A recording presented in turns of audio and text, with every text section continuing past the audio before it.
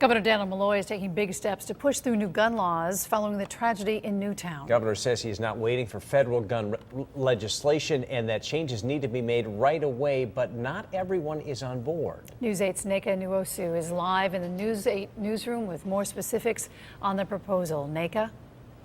And Darren, pro-gun advocates say that the governor's proposals won't do anything to prevent mass shootings. They say he is only trying to take away the rights of law-abiding citizens. Frustrated with the pace of the legislature's bipartisan gun control task force, Governor Daniel Malloy came up with his own proposals. Some include universal background checks and a ban on ammunition magazines that hold more than 10 bullets. Connecticut residents who already own high-capacity magazines would have until October 1st to sell them out of state or turn them over to local law enforcement.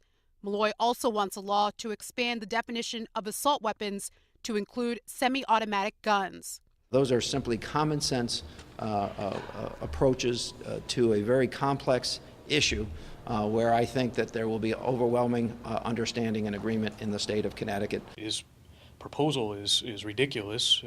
Everything on there pretty much is unconstitutional. Rich Burgess is the president of Connecticut Carry. He describes it as a pro-rights to self-defense organization in favor of gun ownership. That includes high-capacity magazines, and they don't want the governor taking them away. Basically what he's proposing is confiscation. So he says he's against violence, and yet he's going to send men with guns to collect your magazines.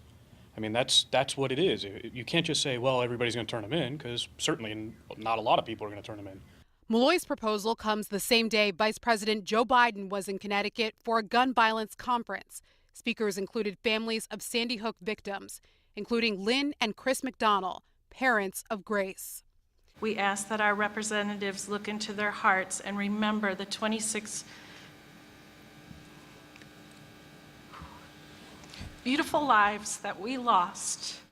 But Burgess says the governor's proposals won't prevent tragedies like Newtown.